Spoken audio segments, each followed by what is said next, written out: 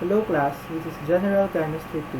Ang ating topic ngayon ay Kinetic Molecular Model of Liquids and Solids. Pero paano muna natin malalaman at ma-differentiate kung ito ba ay solid, liquid o gas? Ano ang makapagsabi na ito ay solid, liquid or gas? Dito sa lesson na ito, kailangan natin tignan kung paano ang paggalaw ng molecules ng isang bagay para masabi natin kung ito ba ay solid, liquid o gas. Umpisahan natin sa solid. Solid has a definite shape and volume. Atoms are tightly bound to each other. Molecules are held rigidly in position with virtually no freedom of motion. Has high density and virtually compressible. So dito, matatandaan lang natin, tightly bound, and yung molecules ay in position with no freedom of motion. It has high density, so mabigat, and incompressible siya. Tignan natin ang examples ng solid. Sa bahay, makikita din natin ang mga solid. Tulad nito, coin, bato, yelo, tsaka kahoy. Bakit kaya sila solid? Tignan natin ang kanilang structure. Sabi, solid has definite shape and volume. Sa barya, ano ang shape niya? Diba bilog? Dito, rectangle. Dito naman, cube. Itong bato, kahit irregular ang shape niya, considered pa rin siyang solid. Sunod naman natin ang liquid. Liquid has a definite volume and assumes the shape of the container. Slightly compressible, particles in a liquid state have more freedom than solid, and molecules slide past one another freely. So, tatandaan lang dyan, slightly compressible, di tulad ng solid na incompressible, and compared sa solid, meron siyang freedom yung particles. Ano naman ang mga examples ng liquid? May blood na nasa blood bag, may oil, water, alcohol. Yung ginagamit natin ngayon sa pandemic na alcohol like Green Cross, and yung alcohol na iniinom. So, bakit ba natin nasabing it takes the shape of the container? Tignan nyo na lang itong tubig na sinasalin sa baso. Tinitik into form niya kung ano man yung shape ng baso. So, yun ibig sabihin mo. Katulad nito, nasa blood bag siya, ang hugis ng blood bag ay pa ganyan. Diba? So, yung blood na nasa loob ay liquid. At tinik into shape lang niya kung ano yung mismong shape ng bag. Last but not the least ay gas. Gas has no fixed shape and no fixed volume. It is compressible and low in density. So, ano nga ba examples ng gas? Meron tayong ozone. Ang ozone, meron siyang chemical formula na O3. Ito ang nagpoprotekta sa atin sa harmful UV rays ng sun. UVA, UVB, UVC. So, ang ozone nakikita sa atin, ozone layer. Yan. Isa ring example ng gas ay steam. Yan. Yung mga umuusok. And yung mga nakikita natin sa nilalabas ng mga pabrika. Yan.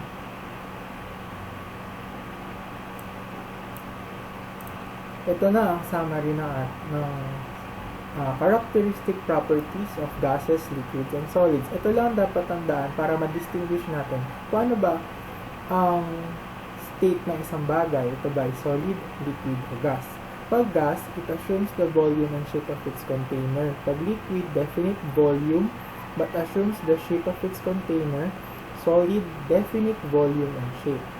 Pag density, gas, low, liquid, and solid ay high.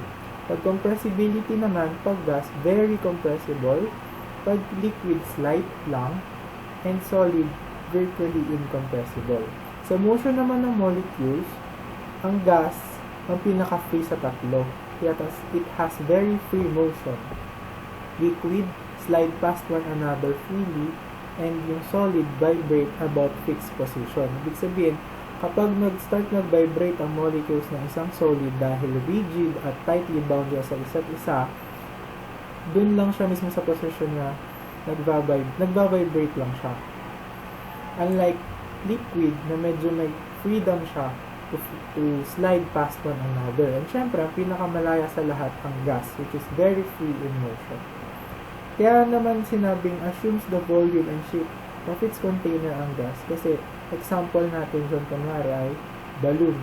Sa balloon, diba, bago siya pasukan ng hangin, flat lang siya at may shape, diba? Ganyan. Pag napasukan siya ng hangin, it takes the shape din ng yung gas niya, tinitake din ng yung shape yan, yung sa loob. So yan, yung gas, diba? Either below or for example, merong cartoon character, yung mga tenga, ganyan, na balloon.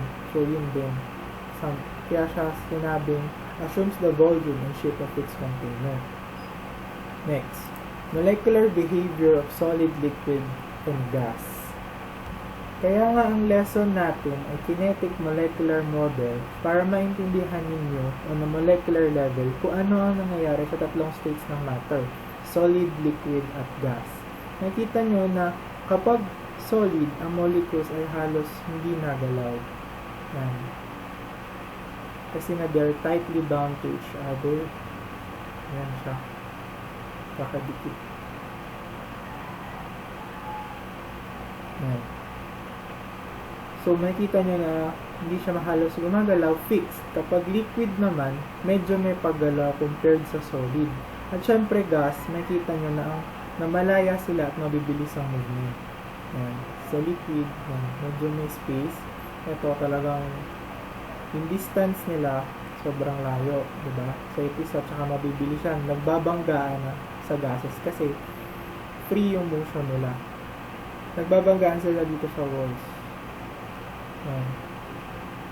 Alam nyo ba na ang solid at liquid ay tinatawag na condensed phase para lang maiba natin siya sa gas. Since ang molecules ng solid ay liquid ay close to each other,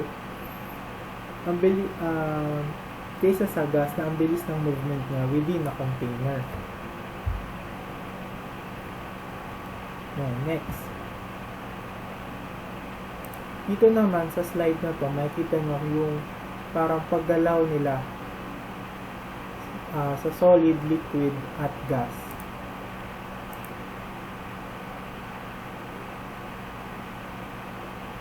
Nakikita nyo yung sinasabi kanina sa solid na vibrate sa fixed position nila.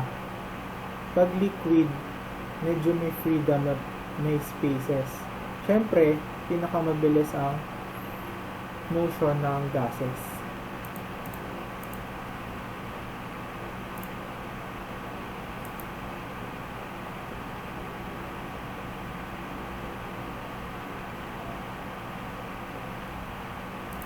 Pero ano nga ba ang nag-hold sa mga molecules na ito para masabi natin na ito ay solid, liquid, or gas? Meron tayong tinatawag na intermolecular forces. Ano ba to? Ito ang mga attractive forces between molecules. It also determines bulk properties such as boiling point and melting point. Example, meron kang gas molecule. Tapos, ang temperature ng gas molecule mo nag-drop. Ibig sabihin, bumaba. Ano ngayon ang mangyayari sa movement or motion nila? Babagal. Kasi alam naman natin na ang motion ng gases sa isang container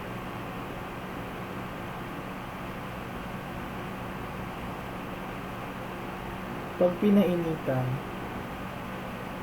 bibilis yan. Bibilis yung motion nila. Pero pag pinalamig mo, medyo babagal. Ngayon, pag bumagal yung mga yan, wala na silang lakas para mag-break away sa attraction nila sa neighboring molecules. Kasi nga, di ba, meron silang attractive forces sa isa't isa. Ngayon, nung bumagal sila, hindi na nila kayang mag-break away. Sa point na ito, ang mga molecules na ito ay nag-aggregate or nagsasama-sama sila to form small drops of liquid. So, nagsasama-sama sila para maka-form ng small drops ng liquid. So, liquid na to. Ang event na ito kung saan nag-transition o lumipat from gas to liquid, ang tawag dito ay condensation. Parang ganito lang yan. Tumatakbo ka. Para ikaw to. Tumatakbo ka. Nakita mo si Crush. Nung nakita mo si Crush,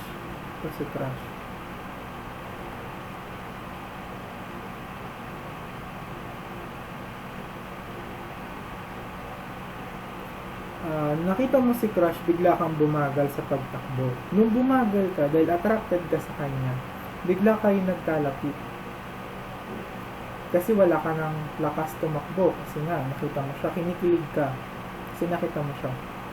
Ayun, nagkalapit kayo, then saka kayo nagyakapan. Hindi nangyayari pagdating sa molecules.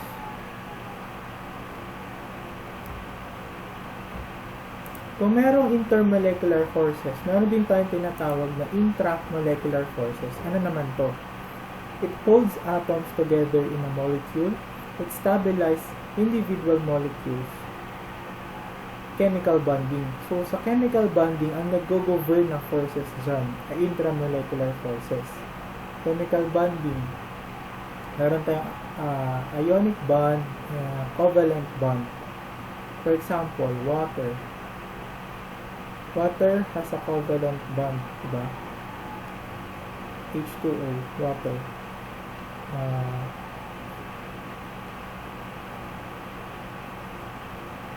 Yan ang Lewis structure niya. Ito ay covalent bond. Ang nag-govern dyan sa bonding nila, intramolecular force. Pag ionic bond, kunwari, NaCl. Ito din, ito ionic bond to. Ang nag-govern din dyan ay intramolecular forces. Chemical bonding. Yun lang kailangan yung tandaan. Next naman, boiling point. Boiling point is a process by which a liquid turns into a vapor when it is heated to its boiling point. A physical change and molecules are not chemically altered during the process. Temperature at which boiling occurs for a specific liquid. When atmospheric pressure equals vapor pressure, boiling begins.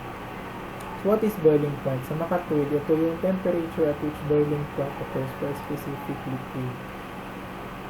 Ito lang yung point kung saan kukulunan yung pinakuluan mo. Kunwari, tubig. Yun. Boiling point yung temperature. Yun lang yung dapat tandaan dyan. Next, melting point. Pag sinabing melting point, temperature at which solid turns into liquid. As the solid is heated, its particles vibrate more rapidly as the solid absorbs kinetic energy. Eventually, the organization of the particles within the solid structure begins to break down and the solid starts to melt. For example, may bakal ka. Pinainitan mo.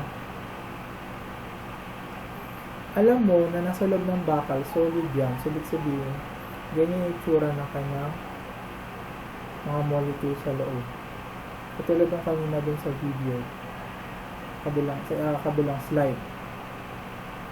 Once na nainitan yan, mag-a-absorb na yun yan ng kinetic energy. Pag nag-absorb yan ng kinetic energy, syempre gagalaw, magba-vibrate yan. Once na nag-vibrate yan, yung particles magbe-break down, saka siya mag-melt.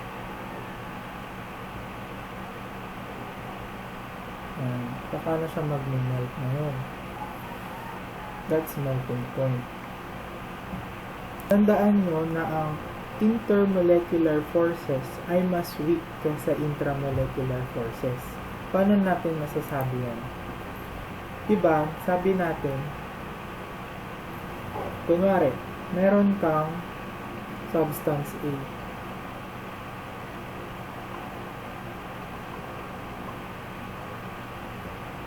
Substance A, substance B. Ngayon si substance A, kailangan nga ng 50 kilojoule ng energy para mag-separate the molecules, para mag-evaporate from liquid to gas. Tapos, si B naman has 30 kilojoule needed energy para sa ganun ding process.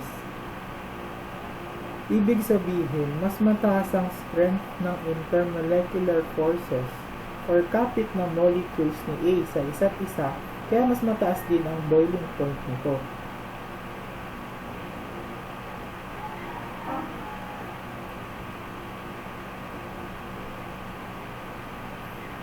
Mataas ang boiling point niya para mag-evaporate.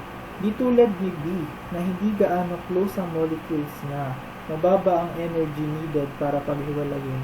Therefore, ang kanyang boiling point ay mababa. Ganun din pag counterpart naman yan sa melting point. Mataas ang melting point nito, mababa ang melting point nito.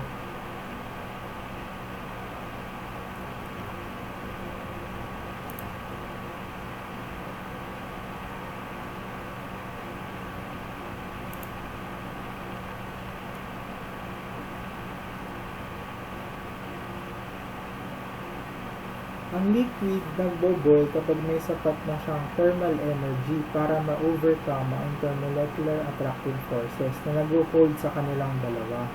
Kaya may bubbles of vapor na nagpo-form din sa liquid. Sa solids naman, kapag nag-melt, kunwari baka katulad na kanina sinabi ko, kailangan talaga ng sapat na thermal energy para ma-overcome. Yun yung naglalak sa kanila into place sa solid. Sa makatwid, the stronger the intermolecular forces to be broken or maghiwalay, the larger the amount of energy to break them, therefore higher melting point for solid to liquid transformation ang nangyayari, and mataas ang boiling point from liquid to gas na transformation. Sulat ko. Yan. The stronger the intermolecular forces to be broken, the larger the amount of energy to break them. Nakalimutan ko. Yung sinasabi ko kanina na ang intermolecular force ay weak compared sa intramolecular force. Ang example dyan, ang pagpapa-evaporate ng tubig ay mas nangangailangan din ng less energy compared sa pag-break mismo ng bond ng water molecule. Diba? Ang water molecule, katulad ng drinowin ko kanina, yan, H2O. Ito, ang nag-govern dyan since bonding ay intramolecular force. Yan, nangangailangan niya ng 930 kilojoule para ma-break mo yan. Unlike kapag nagpapakulo ka ng tubig,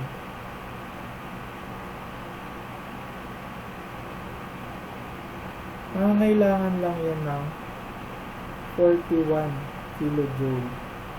See?